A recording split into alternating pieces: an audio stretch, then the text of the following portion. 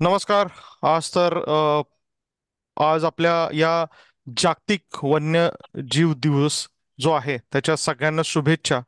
आणि त्या निमित्तानं आपण आजचा हा एक इन्फॉर्मेटिव्ह सेशन अरेंज केलाय, ज्याच्यामध्ये आपल्या बरोबर आता आहेत रितेश साठे, जे स्वतः स्केल्स अँड टेल्स नावाची एक NGO आहे त्याच्याबरोबर ती काम करतात. आणि पिंपरी चिंचवडच्या आजूबाजूला जिथे कुठे वन्यजीवांचं रेस्क्यू किंवा आपण म्हणतो की त्यांना बचाव कार्य असतं, त्या बचाव कार्यामध्ये प्रत्यक्ष उतरून ह्यांची टीम गेली अनेक वर्ष खूप चांगलं काम करते.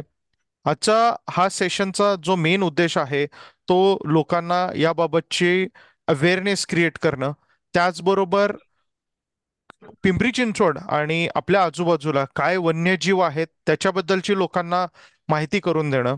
एक आपण नेहमी न्यूजपेपरला जे वाचतो की बिबट्या शहरी भागात घुसला किंवा इतर सगळा हा जो काही माणसाचा आणि वन्यजीवांचा जो काही संघर्ष बघायला मिळतो, ह्याची पाठीमागची नेमकं कारण काय. तुम्हाला जर एखाद्या ठिकाणी वन्यजीव घाण अवस्थेमध्ये किंवा जिथं त्यांना मदतीची गरज आहे, त्यावेळेस नेमकं एक सर्वसामान्य माणूस म्हणून तुमचं कर्तव्य आणि कार्य काय असलं पाहिजे, ही सगळी माहिती रितेश सर आपल्याला देणार आहेत. तर Ritesh sir, hand over to you.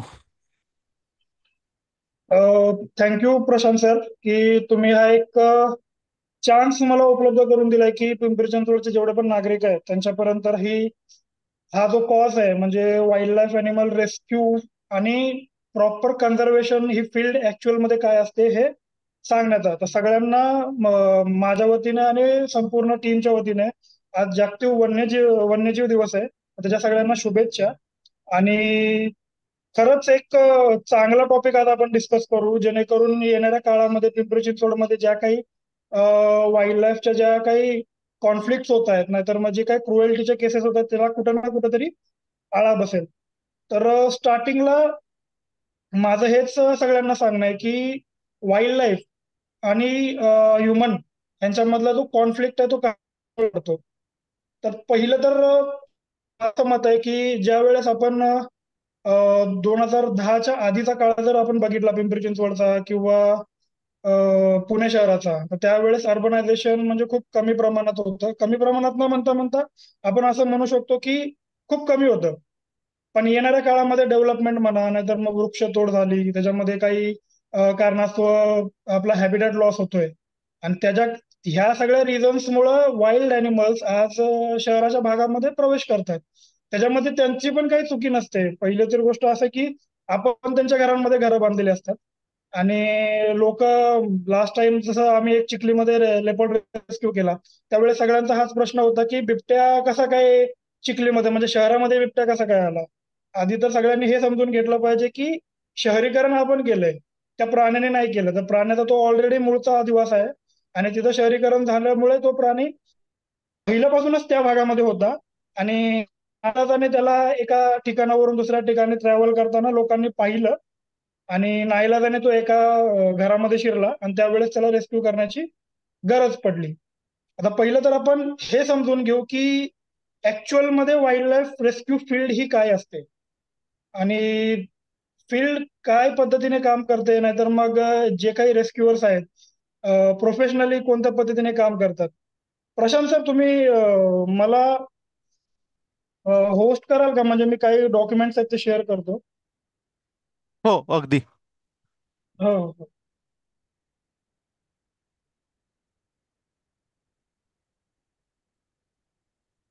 फक्त तुम्हाला काही लोकांना ऍडमिट करून घ्यायला लागेल होस्ट. ठीक आहे, रिक्वेस्ट आली तर फक्त लवकर. हो हो चालेल. हं.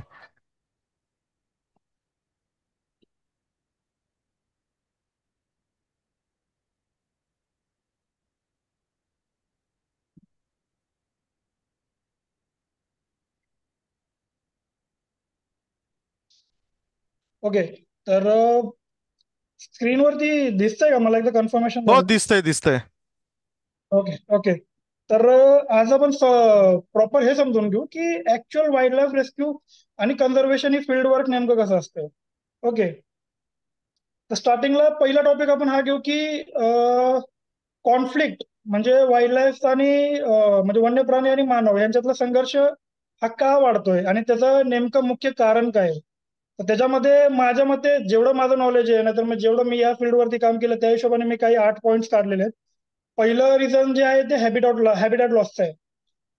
तर तुम्ही जर बघत असाल तर काही वेळेला आता आपण ज्या कॉजसाठी काम करतोय, म्हणजे प्रशांत दादा म्हणा, नाहीतर मग बाकीचे पिंपरी चिंचवड मधले जे काही निसर्गप्रेमी आहेत ते एका अशा कॉजवरती काम करतात, पिंपरी चिंचवड किंवा पुण्यामध्ये वृक्षतोड थांबावी. तर हा पहिला सगळ्यात मोठा कॉज आहे की हॅबिटॅट लॉस हा झाला नाही पाहिजे. जर हॅबिटॅट लॉस झाला तर त्या प्राण्यांना शहरी भागामध्ये येण्याशिवाय दुसरा काही पर्याय राहत नाही. दुसरी गोष्ट डिफॉरेस्टेशन. डिफॉरेस्टेशन जर झालं तर जंगलामध्ये राहणारे प्राणी जे आहेत हे मानवी वस्तीमध्ये हे 100% येणारच आहेत.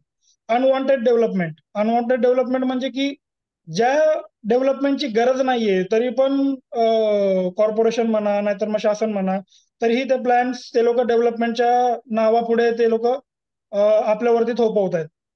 चौथी गोष्ट आहे पोचिंग. पोचिंग मीन्स ही की काही कारणास्तव नाहीतर मग फक्त एका हौसेपोटी किंवा तस्करी म्हणू शकतो आपण, की ते प्राण्यांची हत्या करणे, अदरवाईज त्या प्राण्यांना गंभीर प्रमाणामध्ये जखमी करून त्यांचे बॉडी पार्ट्स काढून एखाद्या इंटरनॅशनल मार्केटमध्ये विकणे. आणि ह्या सगळ्या गोष्टींमध्ये त्या प्राण्यांचा पण खूप मोठ्या प्रमाणामध्ये लॉस होतोय.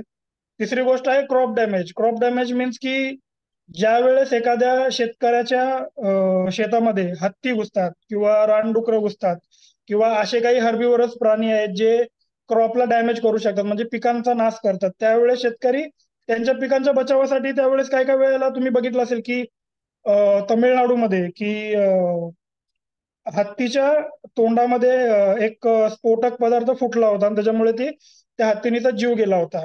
तर ह्याचं कारण म्हणजे फक्त की एवढंच की वाईल्ड लाईफला त्रास होतो या गोष्टींमुळे, की लोकांनी आता बघायला गेलं तर जंगलांच्या बाजूला सुद्धा शेती केलेली आहे आणि जंगलामध्ये योग्य ते अन्न त्यांना भेटत नाहीये आणि त्याच्यामुळे ते क्रॉपमध्ये म्हणजे शेतीमध्ये फिरतायत आणि शेतीमध्ये फिरत असल्यामुळे ज्या वेळेस शेतीचं नुकसान होतंय त्यावेळेस त्या शेतकऱ्यांना ते सहन होत नाही आणि म्हणून प्राण्यांची हत्या केली जाते.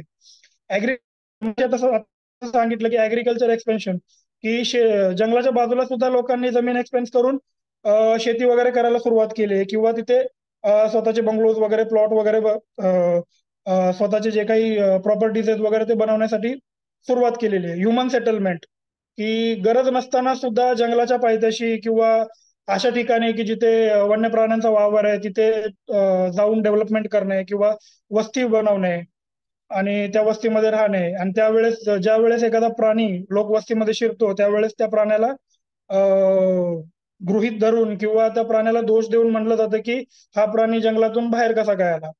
पहिलं तर लोकांनी हे समजलं पाहिजे होतं की ज्या वेळेस तुम्ही इथं डेव्हलपमेंट सुरुवात केली त्यावेळेस हे पूर्णपणे जंगलाचा भाग होता आणि हद्द ही माणसांसाठी असते तर प्राण्यांसाठी नसते.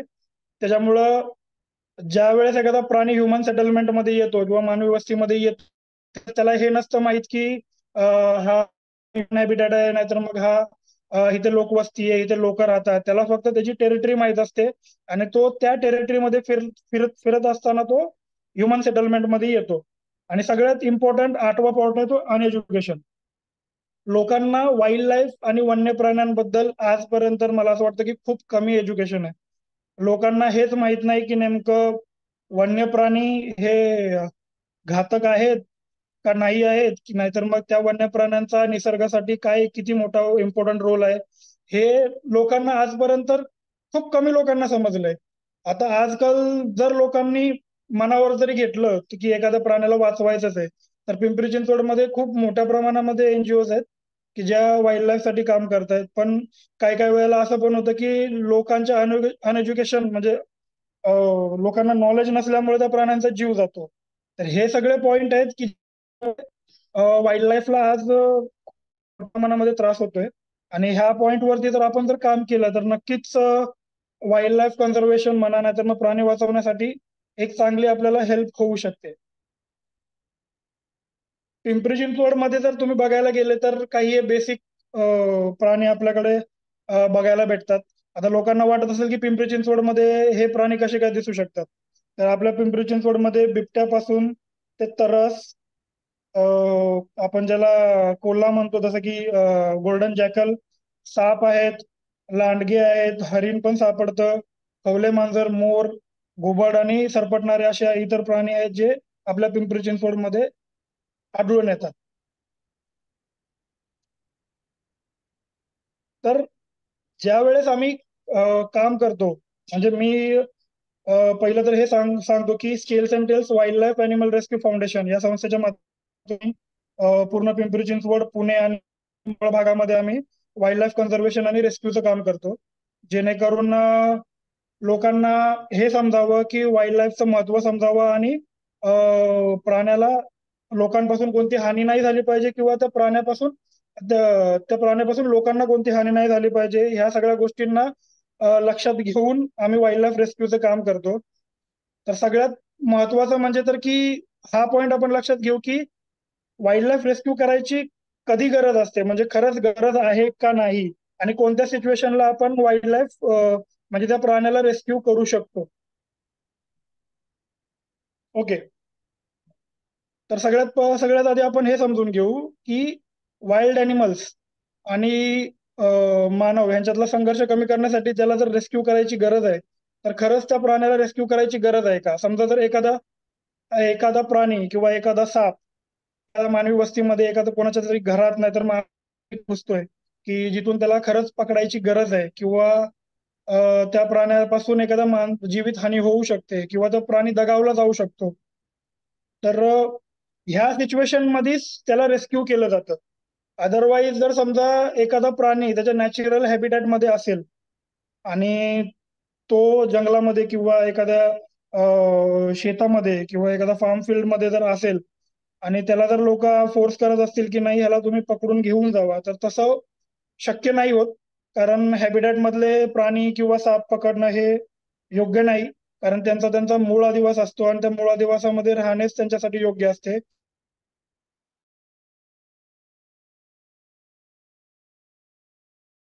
ते किंवा अशा एका ठिकाणी साप किंवा वन्य प्राणी अडकलेले आहेत, त्यांना खरंच मदतीची गरज आहे किंवा जखमी आहेत, त्यांना ट्रीटमेंटची गरज आहे, तर अशा वेळेस त्यांना रेस्क्यू केलं जातं.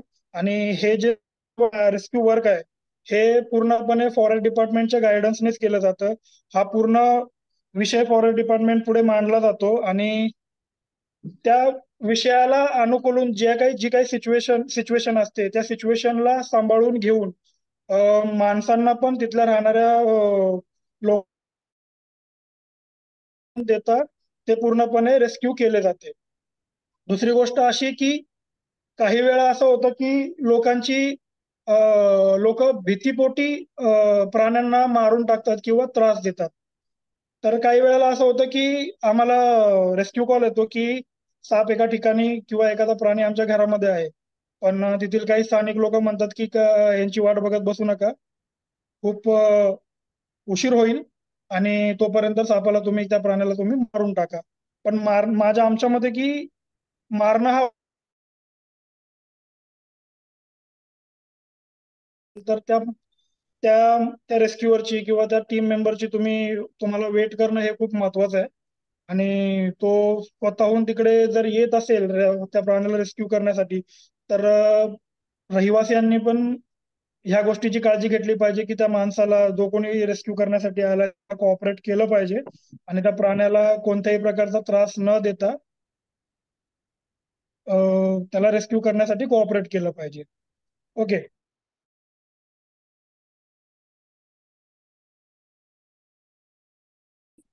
ऍक्च्युअल मध्ये वाईल्ड लाईफ फील्ड मध्ये काम कसं करतात, म्हणजे आमची संस्था कशा पद्धतीने काम करते. सगळ्यात पहिलं तर आम्ही आमच्या सेफ्टीला महत्व देतो. जेणेकरून जे काही आमचे टीम मेंबर्स आहेत, नाहीतर जे आमचे रेस्क्युअर्स आहेत, त्यांचा पण जीव खूप महत्वाचा आहे. आमचे टीम मेंबर सेफली एखादा प्राणी, तरच ह्या कामाला महत्व दिलं जाईल. अदरवाईज जर स्टंटबाजी म्हणा, नाही तर मग लोकांमध्ये मोठेपणा दाखवून देण्यासाठी किंवा मी किती बहादूर आहे हे दाखवून देण्यासाठी काही रेस्क्युअर्स असतात की मोठ्या प्रमाणामध्ये पब्लिक मध्ये स्टंट्स वगैरे करतात, तर ते आमच्या संस्थेमार्फत नाही केलं जात. फॉरेस्ट डिपार्टमेंटचे जे काही रूल्स आणि रेग्युलेशन्स आहेत त्यांना गृहीत धरूनच ह्या सगळ्या गोष्टी पार केलेल्या जातात. दुसरी गोष्ट असं की काही वेळा असं होतं की सिच्युएशन. हम्म. सगळ्या कास्टसाठी बघायचं.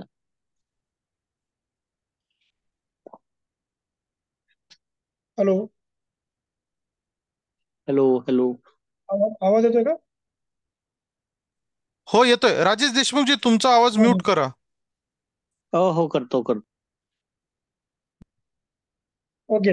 तर मी हे म्हणत होतो की ज्या वेळेस एखादा रेस्क्यूअर किंवा आमच्या टीम मधला एखादा सदस्य रेस्क्यू फील्ड वरती एखादा रेस्क्यू कॉल अटेंड करायसाठी जातो, त्यावेळेस पूर्णपणे तो इक्विप्ड असतो. त्याला पूर्ण साहित्यांची, जे काही साहित्य लागणार आहे त्याची पूर्णपणे व्यवस्था करून दिलेली जाते. अदरवाईज आमच्या टीमचा एक रूल आहे की जर तुमच्याकडे साहित्य नसतील तर त्या कॉलला अटेम्प्ट करायची काही गरज नाहीये. अदरवाईज जरी तुम्ही गेला असाल तर तिथल्या पब्लिकला जी काही सिच्युएशन आहे ते सिच्युएशन हँडल करायची, आणि जो कोणी अवेलेबल रेस्क्यूअर असेल आमच्या टीम मधला त्याला पूर्णपणे इक्विपमेंट घेऊन त्या रेस्क्यू कॉलला बोलवलं जातं. आणि ह्याच्यामध्ये होतं काय की पूर्णपणे सेफली काम केलं जातं. त्या प्राण्याला माहित नसतं की समोरचा माणूस हा त्याला वाचवण्यासाठी आलाय का मारण्यासाठी आलाय. त्याची सगळी रिएक्शन ही सगळ्यांसाठी सेमच असते. जनरल पीपल साठी पण त्याची सेम रिएक्शन असते आणि रेस्क्युअर्स साठी पण त्याची सेमच रिएक्शन असते. असं नसतं की त्याला माहित नसतं की हा माणूस मला वाचवण्यासाठी आलाय आणि हा मला आता वाचवणार आहे. ह्याची त्याला पूर्णपणे काहीच कल्पना नसते. काही वेळेला असं पण होतं की लोक त्या प्राण्याला स्वतःहून पकडण्याचा प्रयत्न करतात. त्याच्यामध्ये त्यांना काही नॉलेज नसतं, आणि ज्या वेळेस एखाद्या गोष्टीची माहिती नसते आणि त्यावेळेस आपण एखादी गोष्ट ती अटेम्प्ट करतो त्यावेळेस निश्चितच त्या गोष्टीचा त्रास तरी होतो, नाहीतर मग खूप मोठी इजा पण होऊ शकते. सेम ही गोष्ट वाईल्ड लाईफ साठी पण अप्लाय अप्लाय होते. ज्या वेळेस एखादा प्राणी तुमच्या घरामध्ये दाखल होतो किंवा एखाद्या सोसायटीमध्ये किंवा अशा ठिकाणी की जिथून त्याला बाहेर काढायची गरज आहे, आणि जर तुम्हाला त्या प्राण्याबद्दल काही माहित नाही, तर माझी सगळ्यांना एक रिक्वेस्ट आहे की प्लीज तुम्ही स्वतःहून अटेम्प्ट करू नका.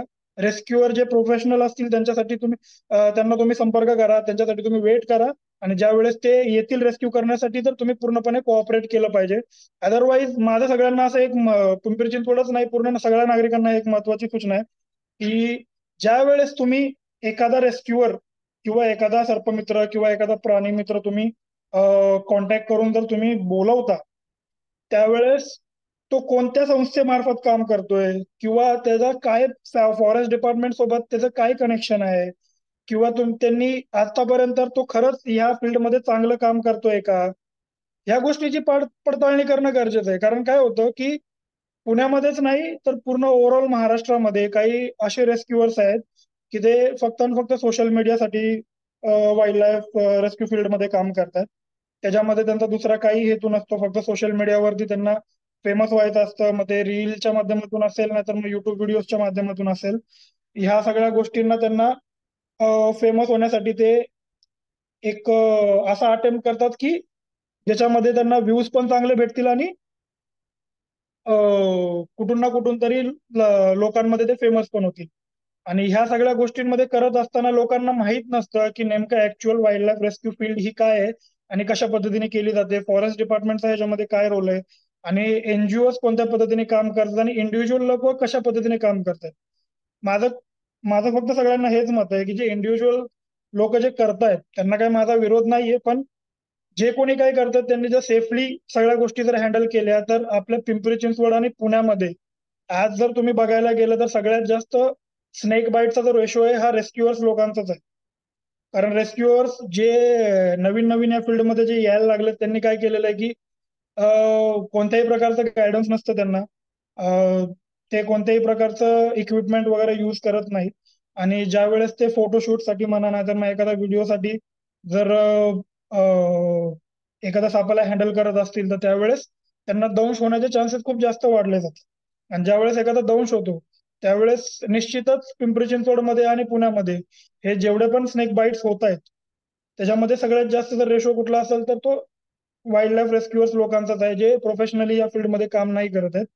आता वाईल्ड लाईफ रेस्क्यू वर्क हे प्रोफेशनली कसं केलं जातं आणि त्याच्यामध्ये कोणत्या कोणत्या पद्धती तुम्ही यूज करू शकता. आता काही काही वेळेला असं पण होतं की ज्या वेळेस आम्ही एखादा अॅनिमल रेस्क्यू करायला जातोय त्यावेळेस त्या अॅनिमलला रेस्क्यू करण्यासाठी तुमच्याकडे काय इक्विपमेंट लागणार आहे, त्याला खरंच रेस्क्यू करायची गरज आहे का, अदरवाईज त्या सिच्युएशनला तुम्हाला काय यूज करता येईल, या सगळ्या गोष्टींची काळजी घेऊनच केलं जाते. फक्त नुसतं नुसतं असंच विदाऊट कोणतं इक्विपमेंट वाईल्ड लाईफ रेस्क्यू करणं हे कधीही घातक ठरू शकतं. काही वेळेला असं पण होतं की टीम मध्ये टीमच्या व्यतिरिक्त पण काही लोक असे आहेत की काम करतायत पण त्यांच्याकडे काही इक्विपमेंट नाही. आणि ज्या वेळेस ते लोक फील्ड वरती जातात त्यावेळेस त्यांना कुठून ना कुठून तरी अशा गोष्टींचा वापर करायला लागतो ज्याच्यामुळे त्यांचा जीव धोक्यात जाऊ शकतो, किंवा त्यांना स्नेक बाईट होऊ शकतो, किंवा तो प्राणी त्यांना चावू शकतो, किंवा त्यांच्या जीवावरती पण बेतू शकतं. तर प्रोफेशनली असं आम्ही करतो की प्रत्येक सापाला किंवा प्रत्येक प्राण्याला हे हाताने पकडणं हेच गरजेचं नसतं. काही वेळेला असं पण असतं की तो प्राणी स्वतःहूनच कोऑपरेट करतो आणि तो पिंजऱ्यामध्ये किंवा जे आमचे स्नेक रेस्क्यूचे कंटेनर्स आहेत किंवा बॅग्स आहेत त्याच्यामध्ये तो जातो. काही वेळेला असं पण होतं की मी तुम्हाला काही व्हिडिओज दाखवतो त्याच्यामध्ये तुम्हाला समजून येईल की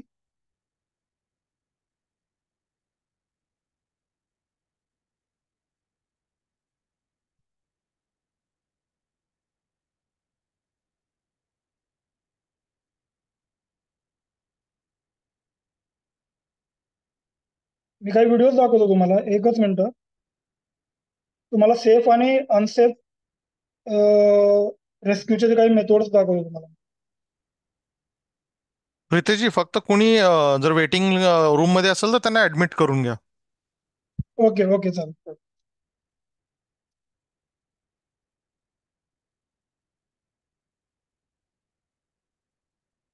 व्हिडिओ सपोर्ट नाही करायचं का प्रशांत सर?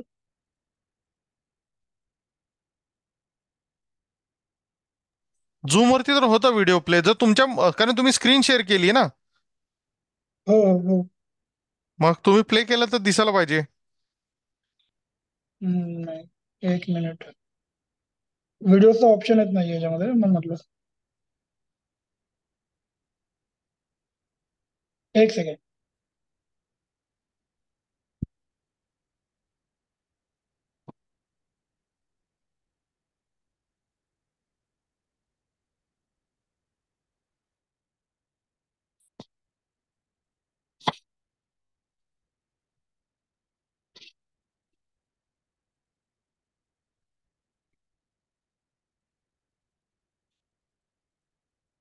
नाही,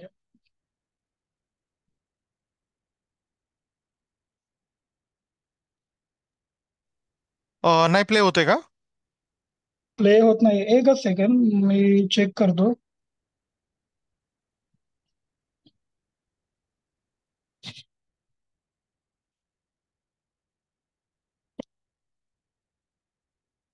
सपोर्ट करत नाहीये ते.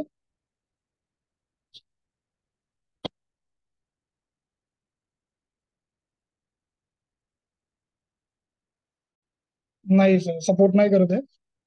Anyways, काही हरकत नाही.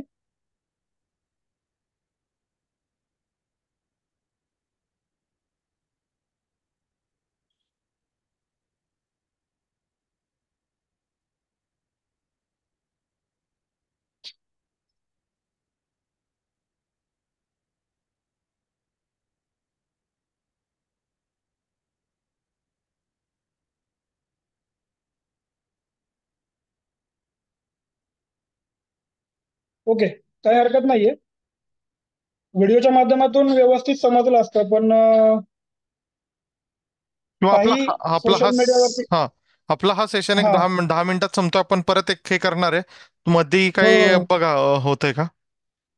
हो, चालेल. ठीक. आता मी तुम्हाला अनप्रोफेशनल रेस्क्यू मेथड्स दाखवतो की हे काही फोटोज तुम्हाला दिसत आहेत समोर, तर दिसत असतील तर बघा. हे काही सोशल मीडियावरती असे की ते स्वतःला फेमस करण्यासाठी किंवा आपण किती बहादूर आहे किंवा किती ब्रेव आहे हे दाखवण्यासाठी हे अशा प्रकारचे स्टंट केले जातात.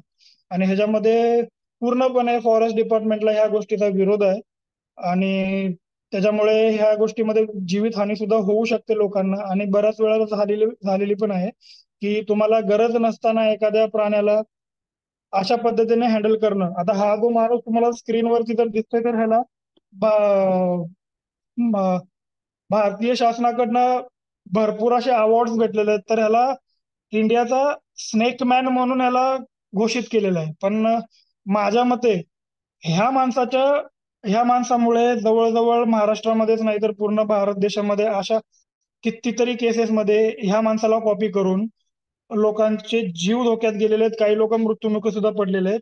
याचं कारण म्हणजे फक्त असं, तुमचे व्हिडिओ युट्यूब वरती बघू शकता की कोणत्याही प्रकारचे इक्विपमेंट यूज न करता सापाला फ्रीली हँडल करून सोशल मीडियावरती व्हिडिओ पोस्ट करणे आणि जे युथ आहे म्हणजे जे आता जे न्यू रेस्क्युअर ज्या फील्डमध्ये येतात अशी व्हिडिओला बळी पडून बघून आणि अशा काही दुर्घटनांना बळी पडतात.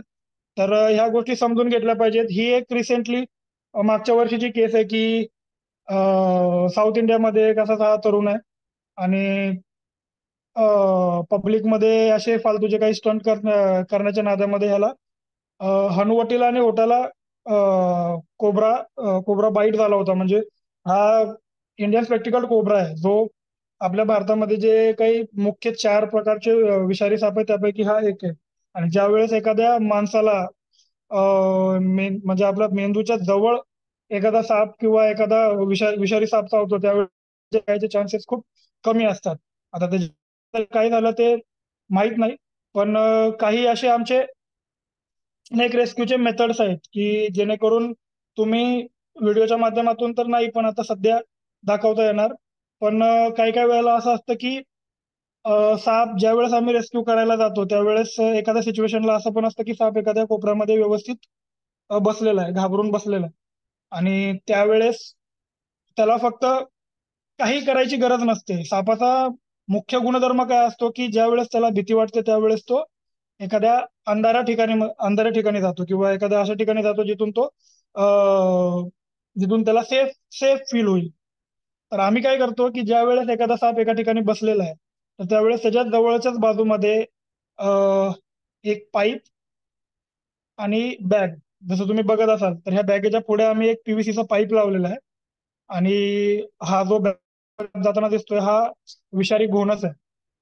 आणि ह्या सापाच्या बाईटमुळे पिंपरी चिंचवडमध्येच नाही तर भारतामध्ये जवळजवळ 50,000पेक्षा जास्त लोकांचा मृत्यू होतो सर्पदंशाने. आणि त्याच्यामध्ये 50,000मध्ये सगळ्यात जास्त जर कोणाचा काउंट असेल तर घोणस ह्या सापाचा सगळ्यात जास्त बाईटचा काउंट आहे. तर ह्या सापाला पकडताना आम्ही काय केलं होतं की तो बाथरूम मध्ये एका ठिकाणी बसला होता आणि त्याच बाथरूम मध्ये आम्ही एखाद्या भिंतीच्या कडेला पाईप आणि बॅग ह्या दोन्ही गोष्टी सेट केल्या आणि एक असं एन्व्हायरमेंट बनवलं की तो स्वतःच या गोष्टीला ऍक्सेप्ट करेल की हा पाईप म्हणजे एक बिळ आहे. आणि तो स्वतःहूनच त्याला फक्त त्या डायरेक्शनला जाण्यासाठी आम्ही एक मार्गदर्शन दिलं असं म्हणू शकता की बाबा हा की तुला ह्या डायरेक्शनला न जाता तुला ह्या डायरेक्शनला जायचं आहे. आणि त्याला समोर जर एखादी अंधारी जागा आणि एखादा काळोख जर दिसला तर तो त्याला बीळ समजून लगेच तो त्या पाईप मधून ट्रान्सफर होतो. आणि हे सेफ मेथड आहे. जर एखाद्याला साप रेस्क्यू करायचा असेल तर कृपा करून हे मेथड सगळ्यांनी यूज करा. कारण हे सगळं सेफ आहे. ह्याच्यामध्ये तुम्हाला सापाला हात लावायची गरज लागत नाही. आणि कोणताही साप पकडणं हे हात लावून पकडणं हे गरजेचं नाहीये. बिनविषारी साप तुम्ही हाताने पकडू शकता कारण ते चपळ असतात. धामण जर तुम्ही पकडायला गेलं तर त्याला हुक स्टिक नाहीतर मग बाकीचे इक्विपमेंट वापरणं योग्य नाहीये कारण ती एवढी चपळ असते की त्याला हाताने पकडल्याशिवाय पर्याय नसतो. पण विषारी साप खास करून जर तुम्ही जर पकडायला जात असाल आणि एखादा रेस्क्यू कॉल जर अटेम्प्ट करत असेल तर त्याच्याकडे ह्या 2 ते 3 गोष्टी पाहिजे म्हणजे पाहिजेच. पहिली गोष्ट तर मी या स्लाइडमध्ये सगळ्या गोष्टी मेन्शन केलेल्या आहेत की साप रेस्क्यू करण्यासाठी तुम्हाला काय पाहिजे. पहिली तर टॉर्च लागते.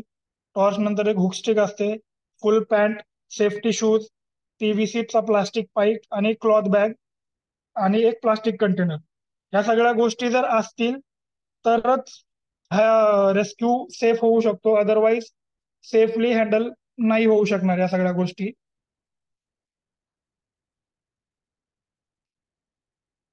ओके. तर आपण आता हे जाणून घेऊ की आमच्या संस्थेमार्फत सर ऍडमिट करू नये. करा करा. ओके ओके ठीक आहे.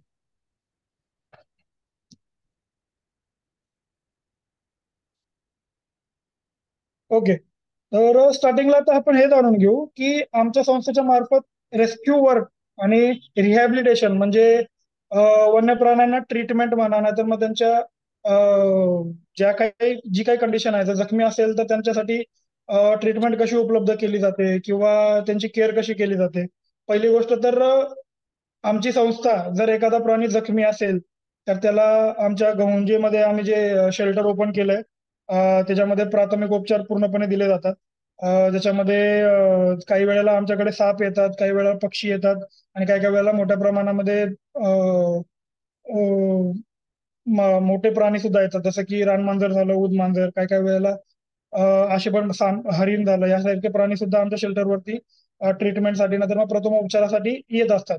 दुसरी गोष्ट असं की वाईल्ड लाईफ ज्या वेळेस तुम्हाला ट्रबलमध्ये दिसते, नाहीतर मग एखादा प्राणी तुम्हाला जखमी दिसतो, त्यावेळेस नागरिकांनी काय केलं पाहिजे?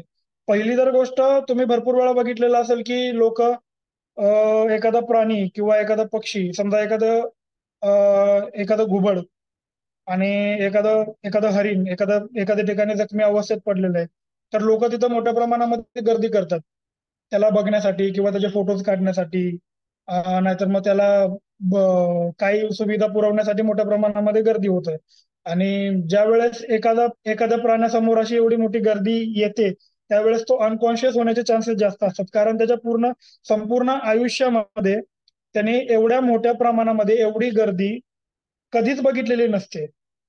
हे जे प्राणी आहेत हे काही काही वेळेला लोकांच्या समोरून जातात, पण ते फिट असतात आणि त्यावेळेस त्यांना माहित असतो की त्यांचा मार्ग त्यांना कसा निवडायचा, नाहीतर मग इथून लोकांपर्यंत लांब कसं राहायचंय. पण ज्या वेळेस एखादा प्राणी जखमी अवस्थेमध्ये हातबल होऊन खाली पडलेला असतो आणि त्या कंडिशन मध्ये जर त्याच्या समोर एखादी मोठ्या प्रमाणामध्ये गर्दी जमा जर झाली, तर त्यावेळेस तो खूप जास्त प्रमाणामध्ये घाबरला जातो.